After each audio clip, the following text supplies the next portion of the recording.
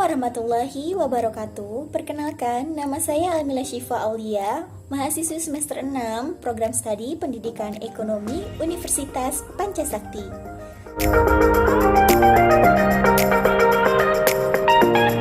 Tujuan pembuatan video ini adalah untuk memenuhi tugas mata kuliah metodologi penelitian dengan dosen pengampu Ibu Ayu Nurul Amalia, Eskom MPD.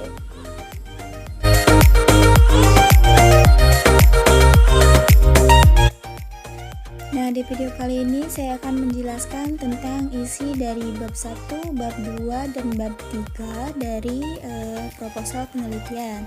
Nah, adapun judul yang saya ambil adalah pengaruh perhatian orang tua terhadap prestasi belajar akuntansi SMK Karisma Bangsa. Nah, yang pertama itu bab 1 atau pendahuluan. Nah, di pendahuluan ini terdapat latar belakang masalah. Latar belakang masalah ini merupakan dasar atau titik tolak untuk memberitahukan kepada pembaca apa yang ingin disampaikan.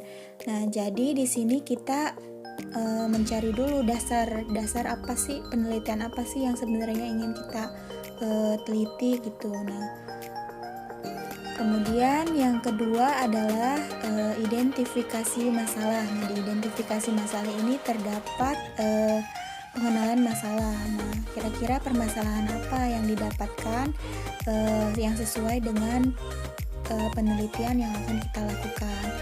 Nah, kemudian yang C itu batasan masalah. Nah, batasan masalah ini merupakan upaya membatasi ruang lingkup masalah yang terlalu luas. Nah, karena di identifikasi masalah ini terlalu banyak permasalahan, maka dibuatlah batasan masalah untuk mempersingkat permasalahan yang ingin dipecahkan.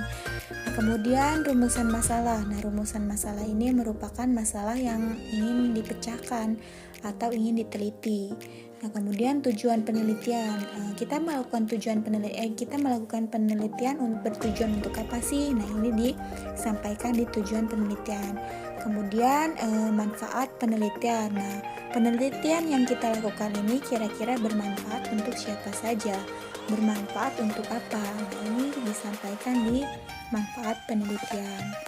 Nah, kemudian bab kedua ini terdapat kajian pustaka. Nah, atau di poin ini terdapat landasan teori. Jadi karena tadi judulnya saya ambil itu pengaruh perhatian orang tua terhadap prestasi belajar siswa, maka ini membahas tentang pengertian perhatian orang tua. Nah, kemudian macam-macam perhatian.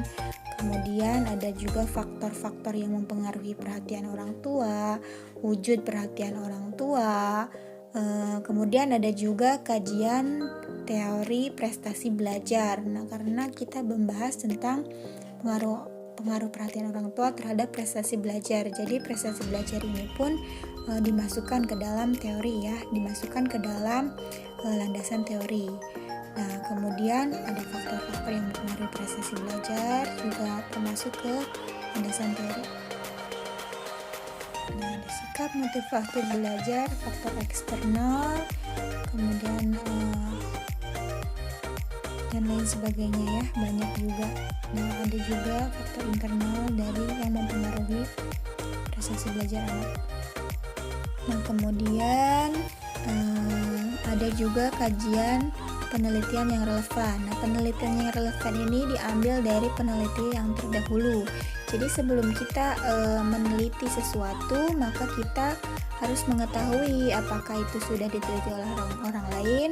Nah, apabila sudah diteliti, maka kita cantumkan kajian penelitian yang relevan. Jadi penelitian yang terdahulu ya.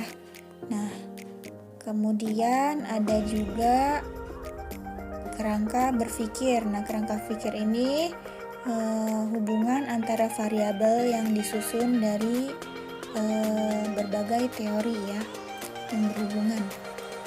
Nah, kemudian hipotesis penelitian. Nah, hipotesis penelitian ini merupakan anggapan dasar atau jawaban sementara terhadap penelitian. Nah, kemudian di bab 3 itu metode penelitian. Nah, di metode penelitian ini terdapat jenis penelitian. Jenis-jenis penelitian itu ada bermacam-macam. Nah, kebetulan di sini menggunakan penelitian korelasional dengan pendekatan kuantitatif. Jadi kita mendekati objek langsung ya.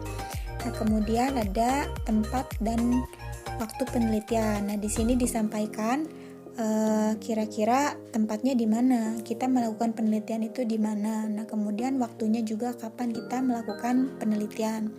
Kemudian populasi dan sampel. Nah, populasi dan sampel ini kita mengambil dari berapa banyak siswa atau berapa banyak orang sampel yang akan kita teliti, berapa banyak objek yang akan kita teliti. Nah, ini dimasukkan ke dalam populasi dan sampel. Kemudian ada definisi operasional variabel. Nah, jadi di sini tuh definisi beberapa variabel. Jadi ada variabel X dan juga variabel Y ya yang diambil dari penelitian ini, penelitian perhatian orang tua terhadap prestasi belajar. Nah, kebetulan di sini terdapat variabel bebas dan juga variabel terikat. Nah, variabel bebasnya itu merupakan perhatian orang tua. Nah, kemudian variabel terikatnya adalah prestasi belajar. Seperti itu. Nah, kemudian ada teknik dan instrumen pengumpulan data. Nah, teknik dan instrumen pengumpulan data ini kebetulan penelitian yang dilakukan ini menggunakan pengumpulan data seperti angket ya atau kuesioner. Jadi peneliti membuat angket, nah kemudian membagikannya kepada objek yang akan kita teliti dan kemudian mereka menulis atau mengisi angket yang kita berikan. Kemudian validitas dan reliabilitas instrumen. Validitas ini merupakan seberapa tepat sih data yang kita miliki. Nah, kemudian reliabilitas ini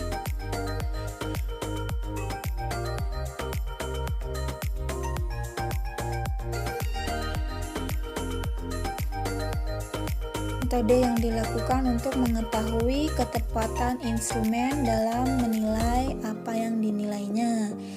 Nah, seperti itu. Kemudian juga ada teknik analisis data. Analisis data ini merupakan salah satu langkah yang harus ditempuh dalam suatu penelitian ya. Nah, teknik analisis data dalam penelitian itu ada analisis deskriptif, terus ada juga uji hipotesis. Cukup sekian video penjelasan dari saya. Kurang lebihnya mohon maaf. Semoga bisa menambah ilmu pengetahuan untuk kita semua. Terima kasih. Wassalamualaikum warahmatullahi wabarakatuh.